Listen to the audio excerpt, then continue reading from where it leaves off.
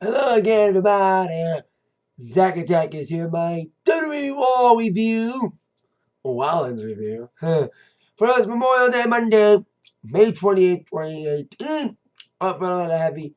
Hope everyone had a happy and safe Memorial Day weekend and honoring those who are serving and have served for the military in any way, shape, or form, whether it's like the Army, Navy, Air Force, whatever. All that great stuff.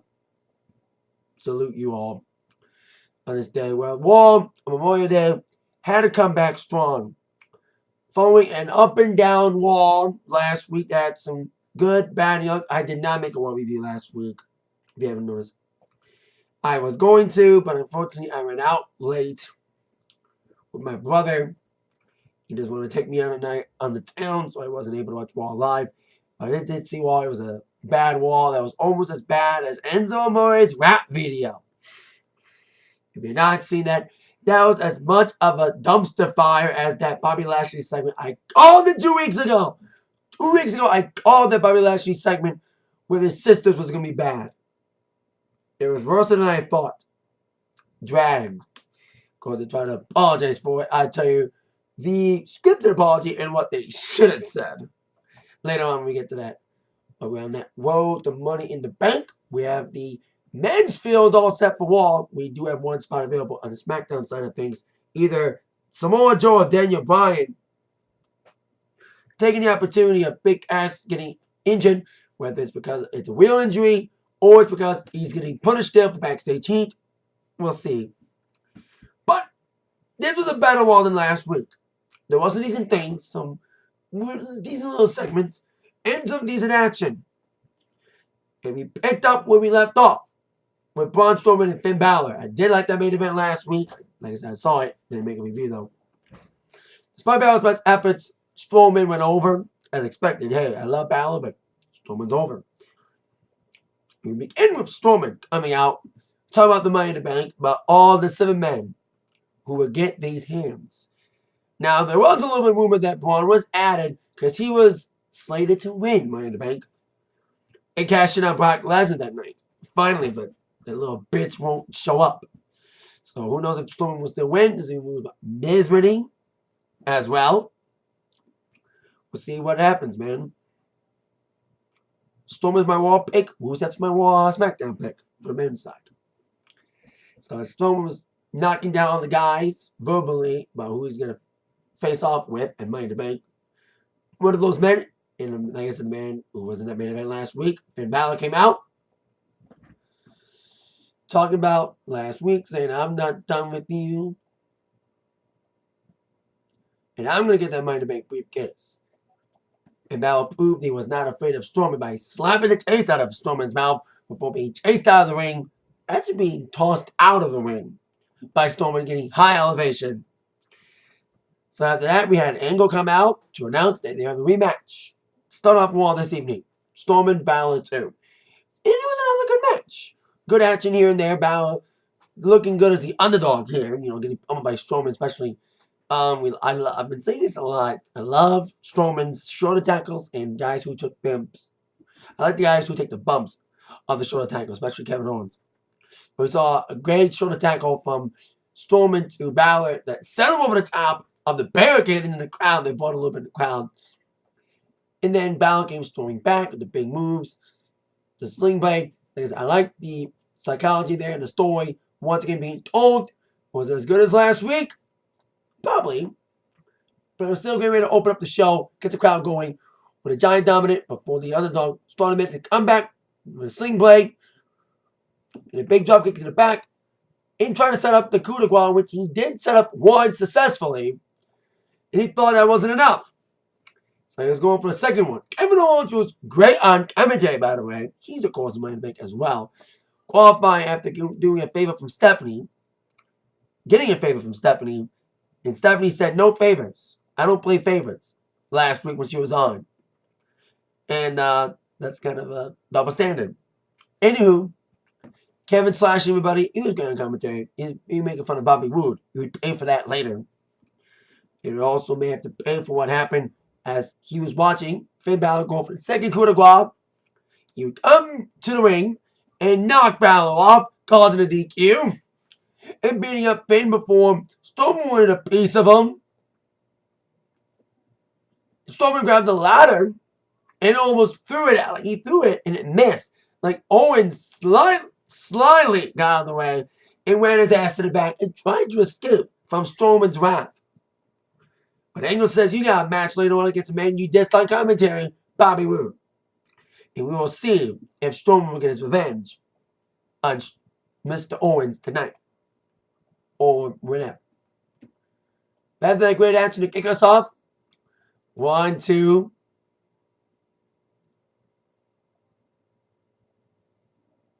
Elias. Yes, ladies and gentlemen. Elias was trying to sing a song. And they had like two, they had a segment, then they went to commercial break. He was still in the ring, trying to sing a song, getting booed and cheered. He didn't do much singing, because he was interrupted by Seth freaking Rollins, who was slated to defend his Intercontinental Championship against Jinder Mahal. At least the open challenge is back this week after last week. It took a vacation, as Seth would end up being in a tag match with his buddy Roman Reigns against Jinder Mahal and Kevin Owens. Because Jinder would now battle Roman Reigns at Money in the Bank. And spoiler alert, we didn't see Reigns tonight. Maybe Roman was doing something, or maybe he was featured in a dark match after the show. So if that dark match didn't get canceled like it did in Detroit. Anywho, there was an interesting stare down with Elias and Rollins before this match. Maybe a sign for later. Maybe a sign they're going to face off at Money in the Bank. Now that I would see, because I thought to myself when Elias came out, I was like, Elias ain't booked for anything yet in Money in the Bank. Are they going to have him do another segment or have him in a match? And then I saw Rollins, same thing. You know, he's not in Money in the Bank yet either. And I'm like, maybe they could do this. See how it come into fruition the match against Jinder Mahal. This stemming from last week, from Jinder Mahal attacking Rollins after the tag match that I just mentioned. And Rollins' open challenge has been really good. Heck, Rollins is having good matches with everybody these days. If he can make a good match out of Mojo Rawley, he can get a good match out of Jinder Mahal. And Jinder looked good in there. You know, aggressive in there. Yes, we had the obvious, predictable distraction attempts from Sunil Singh. But he did nail moves on his own, including a interesting reverse lumbar check. Instead of doing it back, he did a chest to Rollins, targeting the chest. So it's kind of cool, like I said, a little reverse lumbar check, a little homage. Cedric Alexander, at least they finally mentioned 205 Live again. 205 Live's getting good, man. I love those shows. It should be on after SmackDown. No way. It should be like an NXT's domain, Full Sail. But the match has been good. I said it 2 weeks ago. I love the match between Mustafa Ali and Buddy Murphy. Can't wait for his match against Cedric Alexander tomorrow for the Cruiserweight title in his home state of NC. Because we're in Richmond, Virginia this evening. Been to Richmond. Didn't go to the arena, but I went to a minor league baseball stadium there. It's like the B-level team for the Chicago Cubs. No, that's Iowa. Or, I forgot what team he said. Maybe it was the Tigers. Anyway. Good action. Rollins, of course, was carrying the match. Jinder held his own. But it was all Monday Night Rollins coming with his big move, attempting to stomp. Numerous times. He go for a Falcon Arrow. There's moves like that in the Blockbuster. But like I said, numerous distractions for Sunil Singh. Frustrated Seth Rollins to get himself DQ'd as he grabbed the steel chair and nailed it on the Singh brother and nailed it on Jinder. So that frustration got to him.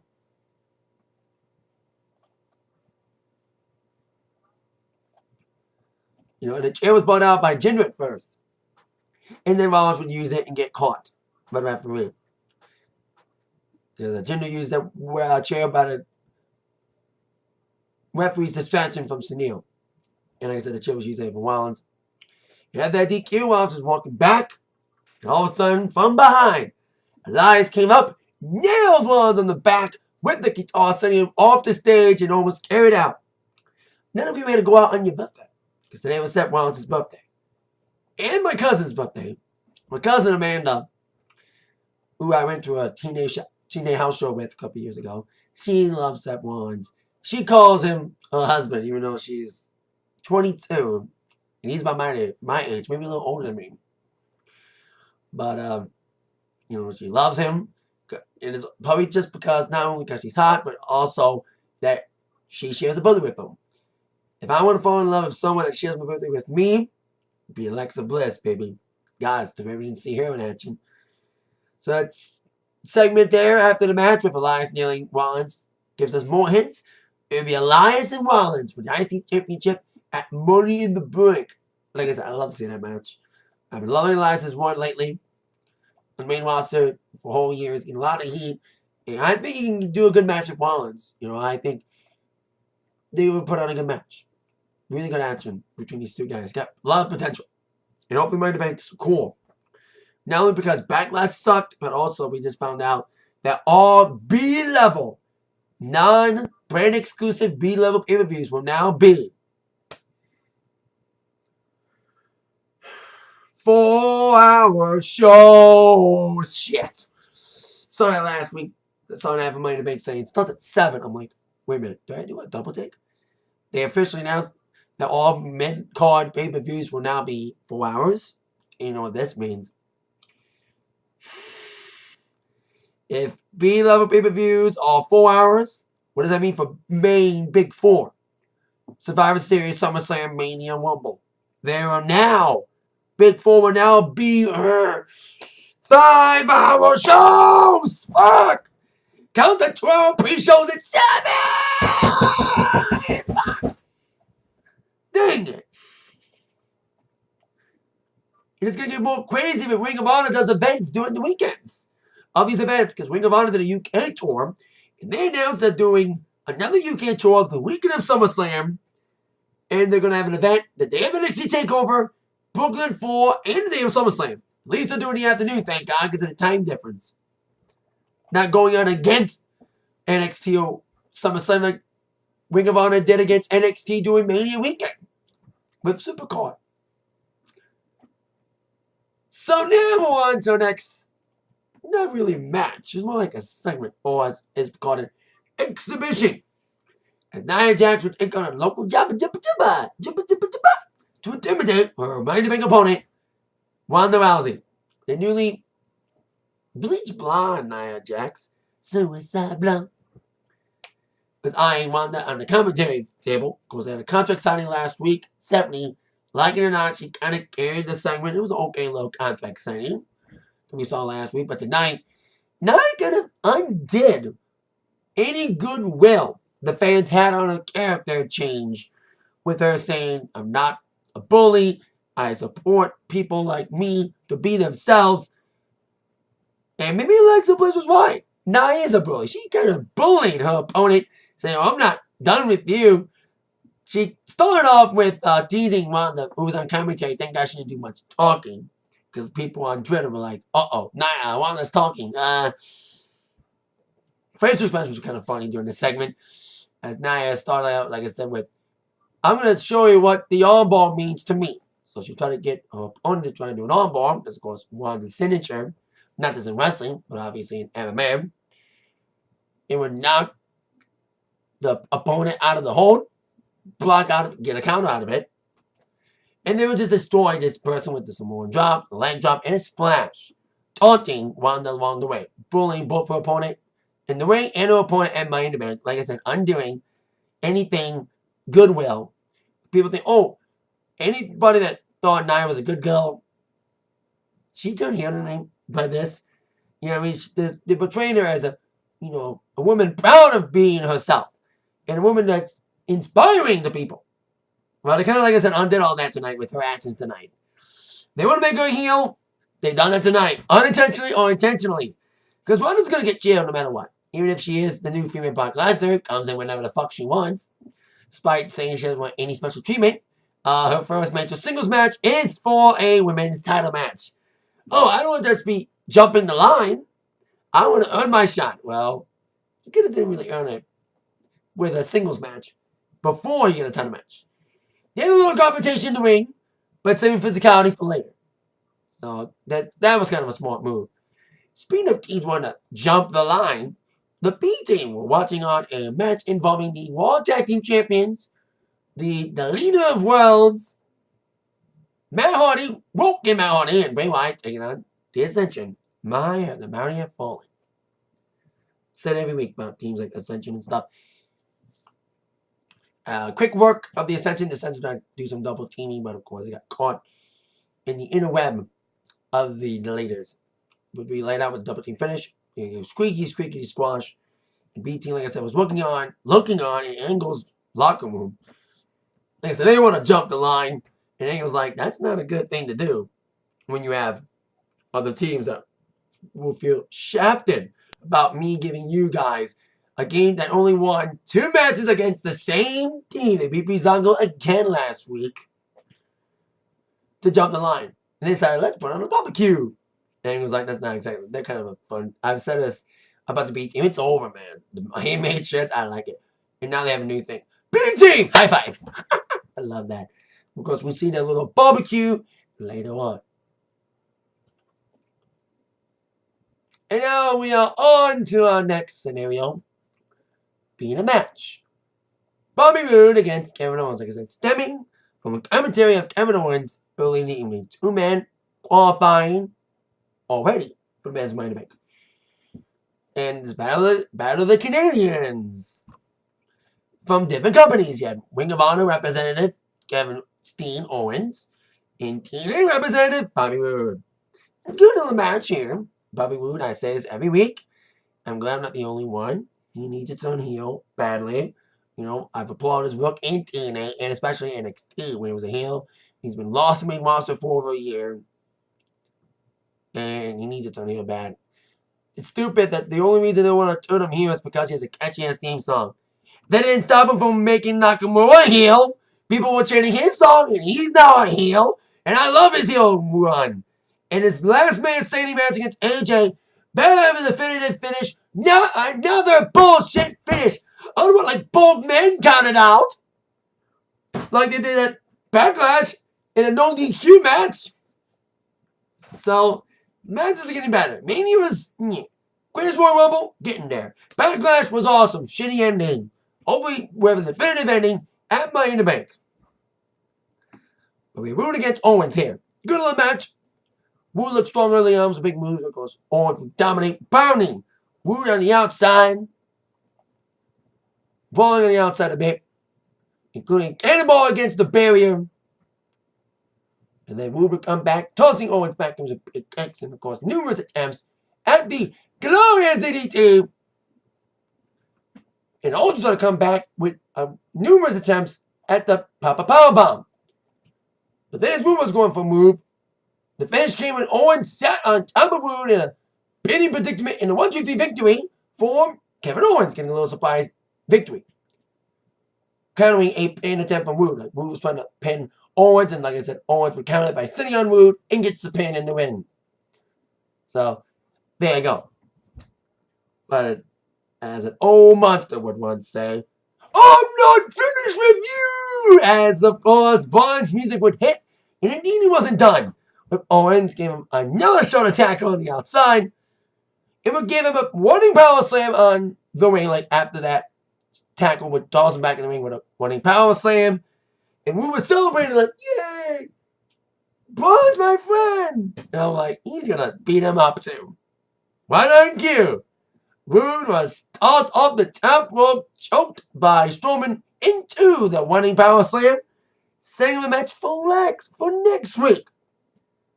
Being Bobby Roode against Braun Strowman. And also Kevin Owens will now face Finn Balor, stemming from the actions of tonight.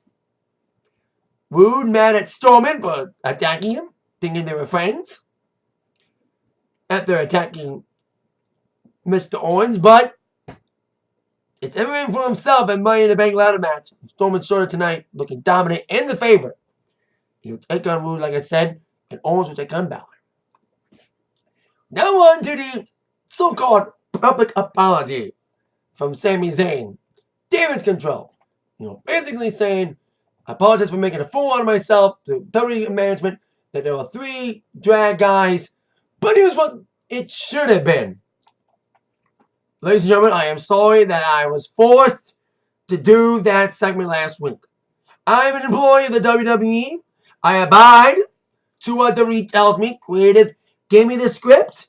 I was forced to do this script and try to make the best out of this shitty scenario, but it was a disaster. It was the worst thing to happen since the This Is Your Life segment with Bayley Alexa Bliss last year.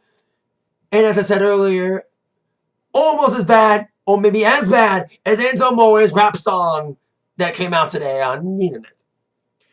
So, I apologize that I took those orders, and I apologize on my behalf, on behalf of Creative, for forcing me to do that. And also, I apologize on behalf of Creative for forcing you to watch that shit.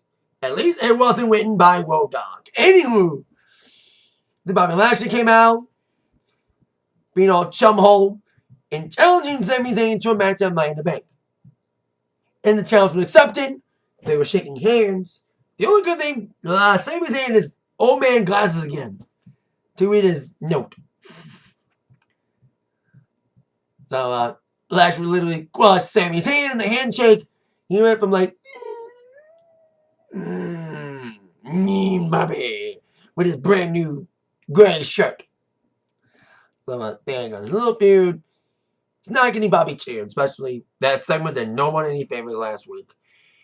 You know, Sami done his best, like the Alexa Bliss thing with the Bayley, This Is Your Life. Alexa Bliss, who's amazing on the microphone, did her best to salvage it, but she couldn't save it. Sami Zayn, same thing.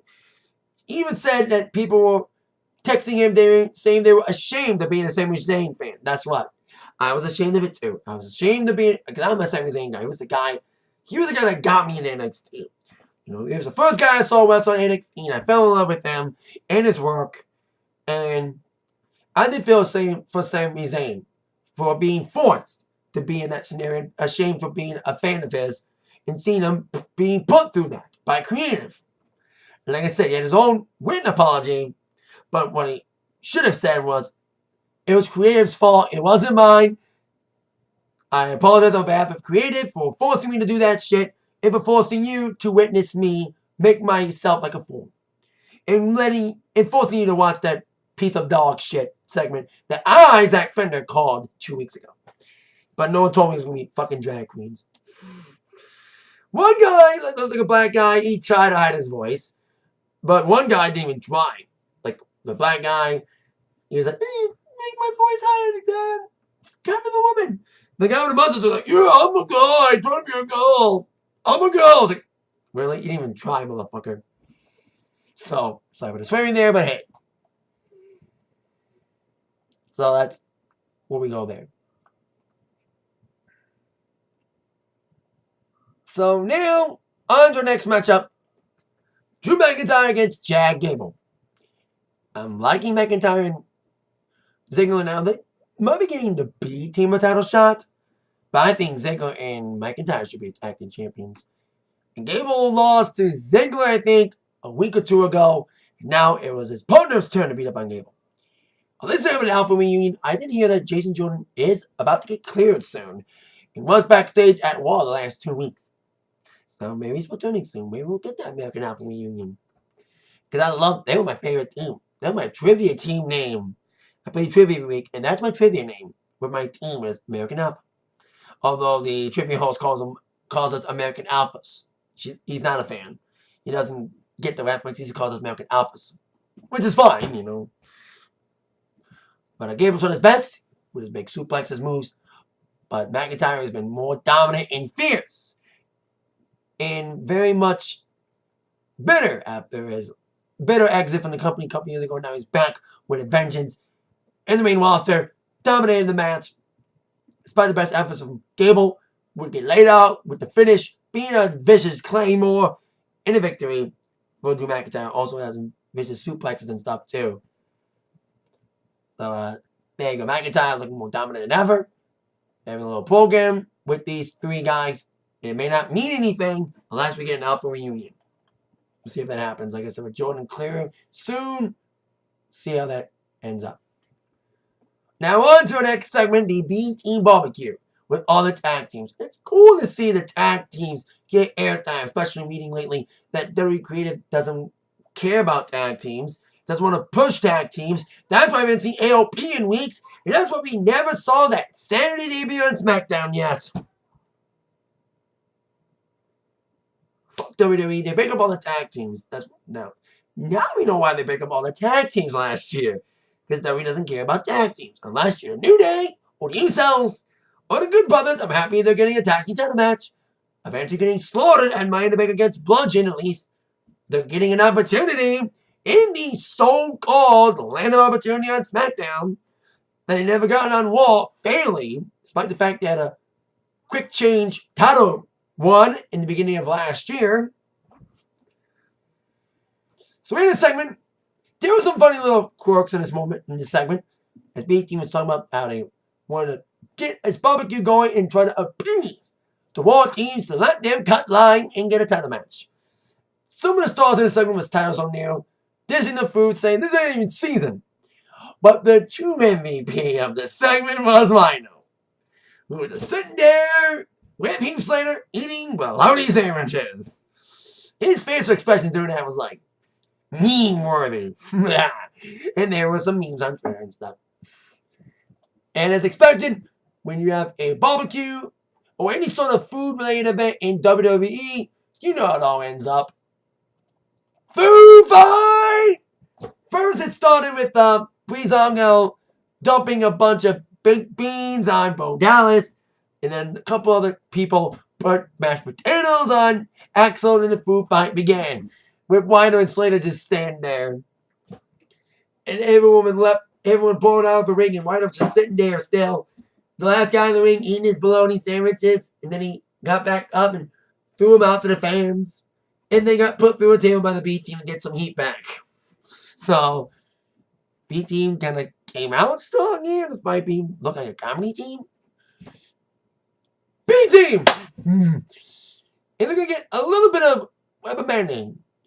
As they will be put in a tag team battle royal for next week, where the winners will take on the Raw Tag Team Champions and Money in the Bank. At least, thank God, Braun Strowman happily will not, I repeat, Braun Strowman will not be in this tag team battle royal.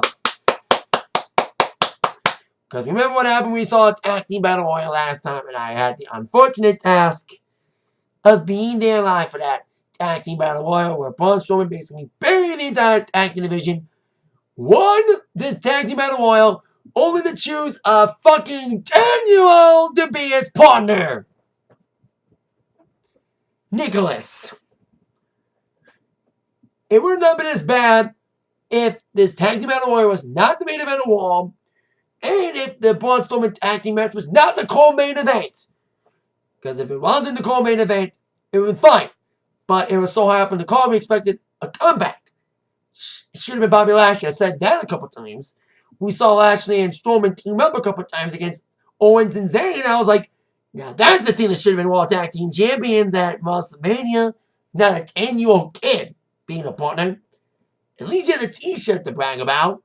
Young, lucky, 10-year-old kid of a referee. Anywho. Now on to our next affair, our main event. Before we get to that, I mentioned a couple matches made for next week.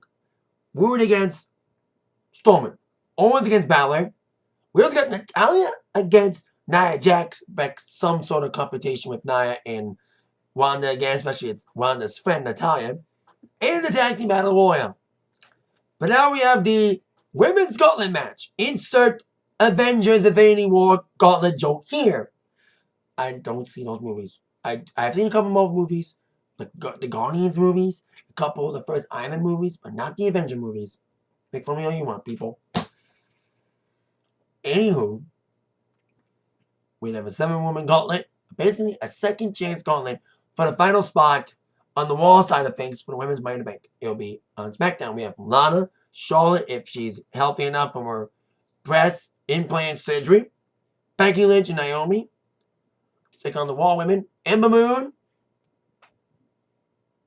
Alexa Bliss.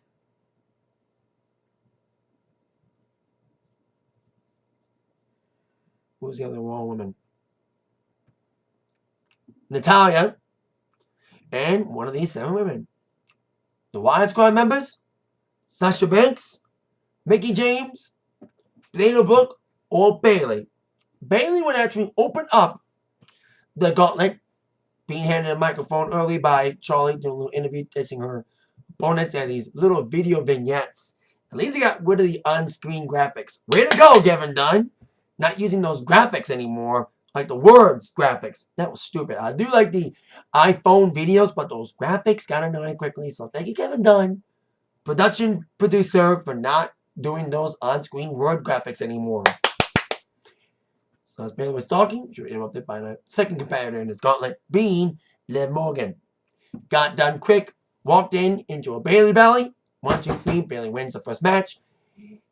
It's kind of, I think they were punishing Liv Morgan, the Jersey girl.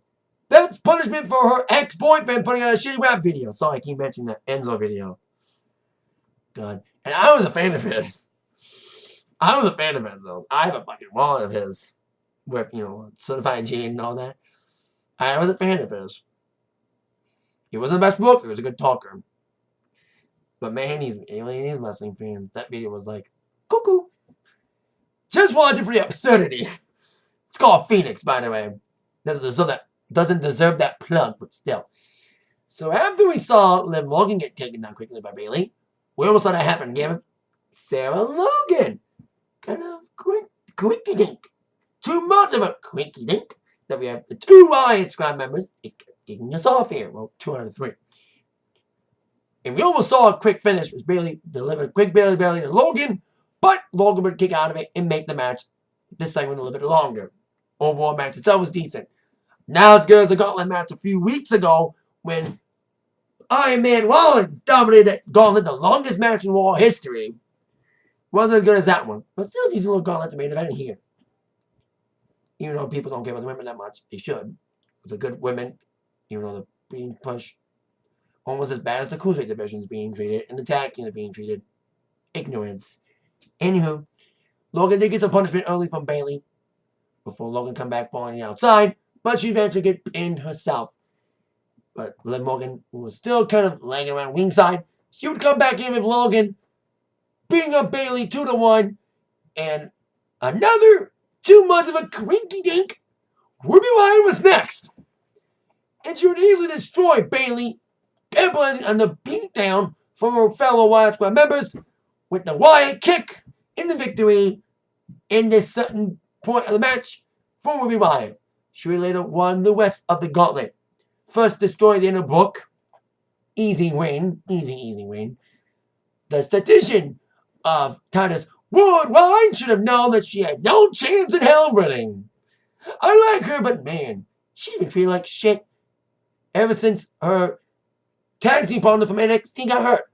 And now she's doing well in Women of Honor. Emma. Anywho. So then we saw Mickie James get the biggest pop of her career in WWE recently. Well, it's a hometown, so it makes sense. She hit the big pop because it's Richmond, Virginia, after all. But Mickie James trying to make her hometown proud, brings big moves. But she would later eat the Wyatt kick, should I say. And why we get Mickie James eliminated, coming down to her and Sasha Banks. I thought we would see Bayley get involved in this scenario, but we didn't see any Bayley involvement. No continuation in the storyline. Is it dead already? With no conclusive finish? With no conclusive payoff? Bullshit. And I'll get to something in a minute when we get to the result of this match. Of the final part of this gauntlet match, where Riott tried to beat up on Sasha. He knew his attempts at the Wyatt kick. And then Sasha Banks would come in with big moves. The knees. He knew his attempts at the bank statement.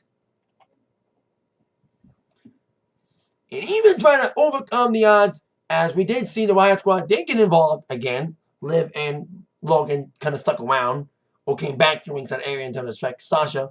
But despite those distractions, it never really paid off, as Sasha would get the finish with the bank statement locked in, and Ruby would tap out. Super Sasha, some would say, because Ruby was the dominant. She was the MVP of the gauntlet match. You know what I mean? And I think a lot of people did pick her to win. I said to myself, either Ruby, Sasha, or Bayley will win the gauntlet match. And Ruby had a great one in this gauntlet match. Even though she lost in the last fall, other like Braun Strowman at the Elimination Chamber was the best part of the match, but then Reigns would win. Almost like the same thing. Like the good person would dominate, but then would lose in the last fall to the eventual winner. In this case, being Sasha Banks. Ruby did good, but Sasha won. And I say this. Ruby should have been in it, but Sasha does kind of deserve it. But here's the thing, to me. It does not make sense that Sasha Banks is in Money in the Bank. It doesn't make sense unless Bayley costs Sasha the Money in the Bank pre-game match. Then why is Sasha even in this match? You know, that's the only reason why she should be in this match is so Sasha can be screwed by Bayley. Bayley's not in this match. Sasha is. Bayley can come out during the match and screw Sasha over. And hopefully this year, in the pay-per-view, the briefcase will be brought down by a woman, not a man. Ellsworth, anywho. So that's what we end with. Sasha dominant in the gauntlet match despite being the last woman in. And we'll be doing all the work. Or at least Ruby was the MVP here and deserves a future title shot. She looked good against Charlotte at the March pay-per-view, Fastlane. And she's been looking good on Wall. Especially this gauntlet match. You know, working the majority of the match. Fighting 4 out of 7, or 5 out of 7 matches. She was in the first 2. So she was the true worker here. But Sasha, logically, doesn't belong in a Money in the Bank match unless she's there to get screwed by Bayley. And finally get a payoff match at SummerSlam. If this storyline will ever get to a conclusive payoff or not, we'll see. With that in mind, that is it for my review. Thank you so much for watching. You've been attacked by the review from Zach. See you all later. Bye-bye.